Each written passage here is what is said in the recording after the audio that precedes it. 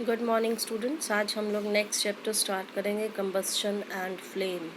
Combustion means, chapters के नाम से क्या पता चलता है, कंबस्शन का मतलब होता है जलना, और फ्लेम का मतलब होता है उसमें से जो लौ निकलती है या जो बर्न करके वो जो लाइट प्रोड्यूस करता है उसको फ्लेम कहते हैं। तो ये चैप्टर हम लोग करेंगे कंबस्शन एंड फ्लेम। अब चैप्टर में we use different kind of fuel for various purpose in home. सबसे पहले आपको पता होना चाहिए फ्यूल क्या है। फ्यूल वो सब्सटेंस होता है बेटा जिसको हम ईंधन भी कहते हैं। फ्यूल वो सब्सटेंस होता है जो कि बर्न करता है, जो जलता है, जिससे हमें एनर्जी मिलती है। तो आप घर में, ऑटोमोबाइल्स में या आप इंडस्ट्री में डिफरेंट टाइप के फ्यूल्स यूज़ करते हो। फॉर एग्ज़ाम्पल अगर हम घर की बात करें तो घर में क्या क्या यूज़ करते हैं, गाँव में देखें तो दे यूज़ काउडंग, गोबर के उपले बनाए जाते हैं। इसके अलावा लकड़ी इस्तेमाल की जाती है, वुड। इसके अलावा कोयला इस्तेमाल किया जाता है घर में अंगीठी जलाने के लिए। इसके अलावा एलपीजी, हमारी लिक्विफाइड पेट्रोलियम गैस यूज़ की जाती है घर में। तो ये सब चीज़ें फ्यूल के फॉर्म में इस्तेमाल हो रही हैं घर में। अगर हम इंडस्ट्री की बात करें तो इंडस्ट्री में हम लोग कोयले को इस्तेमाल कर रहे हैं, हम लोग इलेक्ट्रिसिटी को इस्तेमाल कर रहे हैं, और इसके अलावा पेट्रोल, डीज़ल, ये सब फ्यूल हम लोग इस्तेमाल कर रहे हैं इंडस्ट्री में। और ऑटोमोबाइल्स की बात करें तो ऑटोमोबाइल्स हमारे मेनली पेट्रोल, डीज़ल और सीएनजी पे रन करते हैं। सीएनजी आपको पता है, कंप्रेस्ड नेचुरल गैस, जो हम इस्तेमाल करते हैं। तो ये डिफरेंट टाइप के फ्यूल हैं जो हम लोग इस्तेमाल करते हैं। अब आपने, अगर हम कंपेयर करें जलने को, कंबस्शन को, जलने को वो करें, जलने, जब कोई चीज़ जलती है तो यहाँ पे बुक में दो चीज़ों का कंपैरिजन किया है बेटा। एक तो कैंडल का जलना और एक कोयले का जलना। दोनों में क्या फ़र्क है?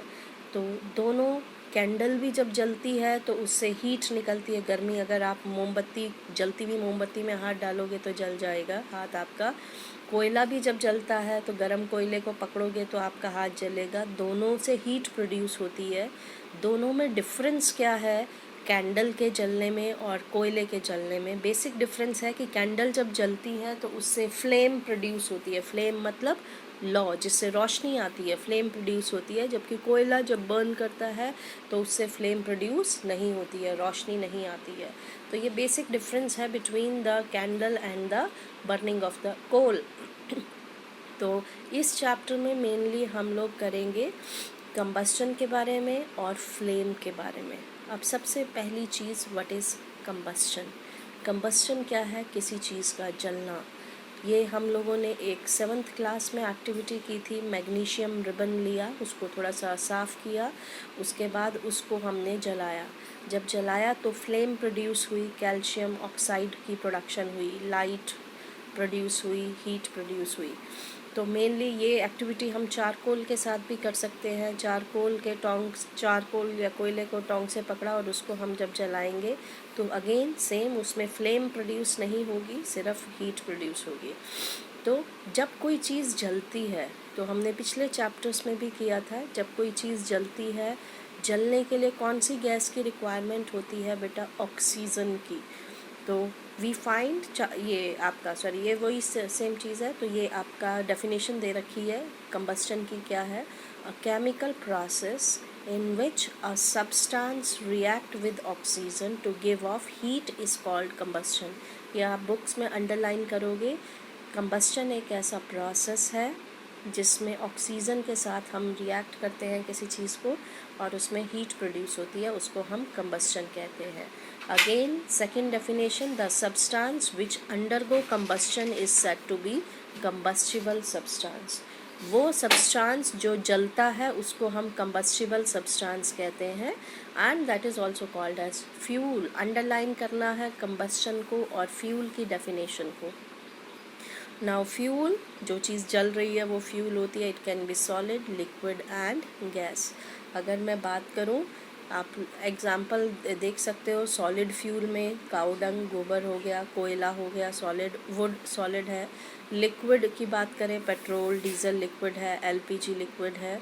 और अगर हम गैस की बात करें तो CNG is a gas. Even LPG जब आपकी बर्न करती है तो गैसियस, जब हम उसको एलपीजी को स्टोर कर रहे हैं वो लिक्विड फॉर्म में है, जब बर्न करेगी तो वो गैस फॉर्म में निकलती है। तो ये आपके जो है डिफरेंट फ्यूल हैं। तो fuel can be solid, liquid और gas, any form of fuel is present.